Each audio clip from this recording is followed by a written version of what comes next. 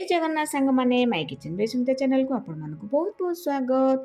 आज मु आपनको पई अटा लड्डू रेसिपी आनची आउ एहर खास कथा हला एथरे ना मु चीनी रो यूज करची ना बेसी घी रो यूज करची। तो चलंतु ताहले एई हेल्दी लड्डू रो रेसिपी जानिबा आउ एहाको बनै कि आपण मासे रु 2 मास पर्यंत स्टोर कर रखी कि खाइ परिबे। तो बहुत ही हेल्दी रहइबो समस्तक पई। ताहले लेट न करी चलंतु शीघ्र शीघ्र एहार रेसिपी जानिबा। ता पूर्व वीडियो को स्किप न करी लास्ट पर्यंत देखंतु जहाँफल आप रेसिपी बहुत भल भाव बुझीपारे। जदि भिडटी भल लगे निहाती लाइक करेंगे, सांगसाथी और रिलेटिव मान सेयार करेंगे। जदि चैनल के पर्यंत सब्सक्राइब करना ताहले सब्सक्राइब करदे और सब्सक्राइब बटन पाखे छोट बेल आइकन को प्रेस करदे जहाँद्वारा मोर सब नुआ वीडियो नोटिफिकेशन आपन पाखे सर्वप्रथम पहुँची पार। इंस्टाग्राम फेसबुक रे जदि देखुंत सुमित्रा मिश्र मोर आईडी लाइक शेयर फॉलो करेंगे। वीडियो सब आपण मानक भल लगे ना निहाती मते कमेंट माध्यम जनइबे। मोर वीडियो सब आपण माने कोठु देखुचंदी ताहा मध्ये कमेंट माध्यम जनइबे। तो चलंतु शीघ्र शीघ्र एहार रेसिपी जानिबा। तो अटा लड्डू पई प्रथमे देखन एही सब सामग्री नियेची। तो प्रथमे मु गोटे गोटे करी आपन को कहूची। तो प्रथमे मु कोन तो बाउल रे मापी की मु एठी गहम अटा नियेची 2 बाउल। जो बाउल रे मापिकी गहम अटा नहीं से गोटे भाग नहीं माने गोटे बाउल नहीं मांडिया चूना 2 बाउल नहीं अटा गोटे बाउल नहीं मांडिया चूना। एठी मु नहीं मखाना मखाना भी गोटे बाउल नहीं। तापर एठी देखंतु मु नड़िया सुखिला नड़िया को कोरिकी नहीं। एठी सनफ्लावर मंजी को नहीं। एठी मु पंपकिन सीड भी नहीं जाइछि। तापर एठी आलमंड भी नहीं। एठी काजू भी नहीं किसमिस ये देखो खजरार मो सीड माने बिना सीड रे मार्केट रे मिलूँ सेटा भी आपन यूज करेंगे ना जदि आपन सीड अच्छी ताले बाहर कर भी यूज करेंगे। ये चीनी बदल मु खंड यूज करछि आपन चाहिए ये गुड़ भी पाउडर गुड़ भी यूज करेंगे। तो ये देखो मु नहीं राशि आ गुजराती 10 रु 12टी। प्रथमे आम कड़े बसईदबा कड़े गरम हो सारे से आलमंड को प्रथमे देकी भाजवा। तो आलमंड को एमती आप गैस फ्लेम को लो रु मीडियम रखी भाजबे। तो सेटा 5 रु 7 मिनट भाजी सारा पर ये काजू मुझे जेहेतु आमर आलमंडटा भाजपा टी टाइम लगी है मुझे लेट रे काजू को पकई काजू भाजी सारे ये मुझे सनफ्लावर मंजी। तो आपको भी आम ये देदेबा।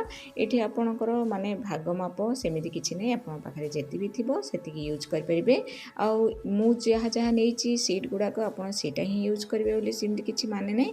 आपड़ जहाँ भी अच्छी से भी यूज करेंगे काजू आलमंड आपणकर आउ जहाँ भी ड्राई फ्रूट्स मखाना से सब जहाँ भी भितर ना ताले स्किप करेंगे। तो देखो ये सब सीट को आम भाजी सारे बाहर करदबा। तो एबे आम ये नहीं मखाना मखाना को आम गैस फ्लेम को लो रु मीडियम रखिकी यहाँ भाजवा टिके टाइम लगे बिल्कुल भी आप गैस फ्लेम को हाई करके भाजबेनी। तो एमती भाजी सारा पर देखो यहाँ भाजी ना चेक कर देखी पूरा देखो यहाँ जब आप हाथ में प्रेस करेंगे तो यहाँ माने गुंड हिले आप जानवे जे आप मखानाटा बहुत भल भी भाजी होती। तो ये मखाना भी भाजी हो गला। आम जो सब सीट गुड़ाक भाजिकी काटते प्लेट को से प्लेट ही ये मखाना को रखीदबा। तो मखाना को रखी सारा पर आम से कड़ई देदेबा राशि राशि ये मु 4-5 टेबल स्पून राशि नहीं।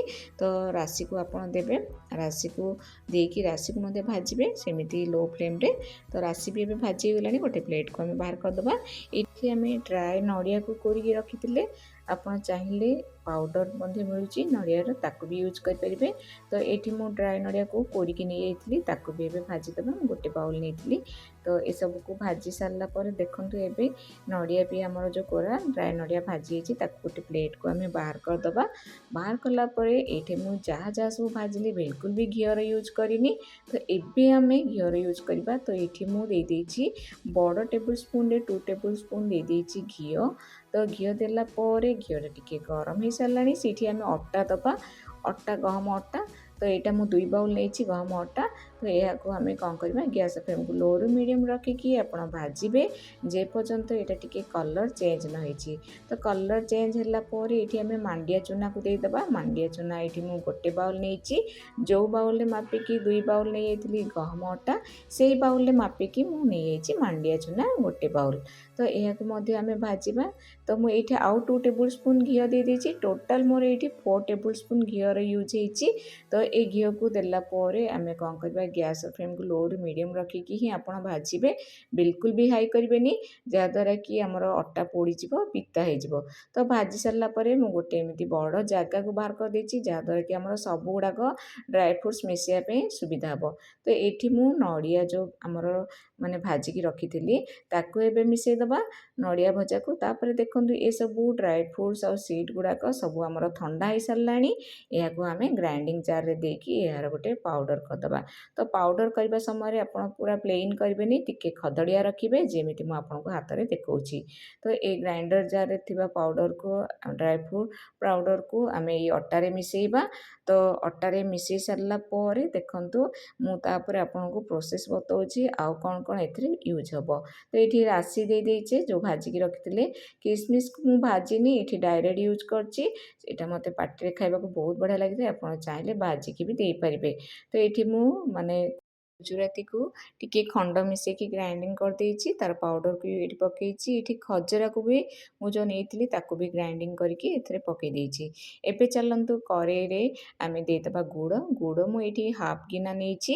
ତ ଏ ଗୁଡ଼କୁ ଆମେ ଆଉ ଟିକେ ପାଣି ଦେଇଦେବା, ମାନେ 4-5 ଟେବୁଲ୍ ସ୍ପୁନ୍ ପାଣି ଦେଇକି ଏହାକୁ ଜଷ୍ଟ ମେଲ୍ଟ ହେବା ପାଇଁ ଆମେ ଛାଡ଼ିଦେବା। ମେଲ୍ଟ ହେଇଗଲେ ଏଇଟା ଆମେ ଅଟାରେ ମିଶାଇବା। ତ ଦେଖନ୍ତୁ ଏଇଟା ମେଲ୍ଟ ହେଇଗଲାଣି। ଏବେ ଆମେ ସବୁ ମିଶାଇକି ରଖିଥିବା ଡ୍ରାଏ ଫ୍ରୁଟ୍ସ, ଖଜରା ସବୁକୁ ଆମେ କ'ଣ କରିବା ନା ସ୍ପାଚୁଲା ସାହାଯ୍ୟରେ ଭଲ ଭାବରେ ମିକ୍ସ କରିଦେବା, ଏପଟ ସେପଟ କରିକି। ତାପରେ ହାତରେ ଭଲ ଭାବରେ ଯାହା ବି ଗୋଟା ଥିବ ଭଲ ଭାବରେ ଅଟାକୁ ମିକ୍ସ କରିଦେବା, ଯେମିତିକି ଏଇଟା କିଛି ବି ଆମର ଗୋଟା ରହିବନି କି ବିଣ୍ଡା ରହିବନି। ତ ଏମିତି ହାତରେ ଯାହା ଯାହା ସବୁ ଅଛି ସବୁ ମିଶାଇ ଦେବା। ମିଶାଇ ସାରିଲା ପରେ ଆମେ ଗୋଟେ ଷ୍ଟେନର୍‌ରେ କ'ଣ କରିବା ନା ଏଇ ଯେଉଁ ଗୁଡ଼ ଆମର ମେଲ୍ଟ ହେଇଛି ସେ ପାଣିକୁ ଏଥିରେ ଛାଣିକି ଦେଇଦେବା।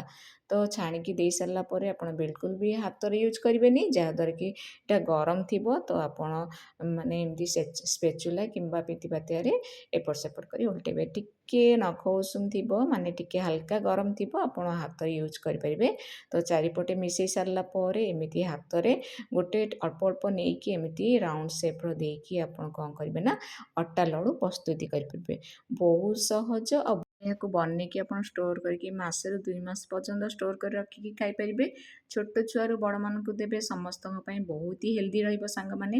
ଥରେ କରନ୍ତୁ, ଆଉ କେମିତି ଲାଗିଲା ମୋତେ କମେଣ୍ଟ ମାଧ୍ୟମରେ ନିଶ୍ଚିତ ରୂପେ ଜଣାଇବେ। ଯଦି ଇନଷ୍ଟାଗ୍ରାମ, ଫେସବୁକରେ ଦେଖୁଛନ୍ତି ସୁମିତ୍ରା ମିଶ୍ର ମୋର ଆଇଡି, ଲାଇକ୍ ସେୟାର ଫଲୋ କରିବେ। ଯଦି ୟୁଟ୍ୟୁବରେ ଦେଖୁଛନ୍ତି ମାଇ କିଚେନ୍ ବାଇ ସୁମିତ୍ରା, ନିଶ୍ଚିତ ରୂପେ ଲାଇକ୍ ସେୟାର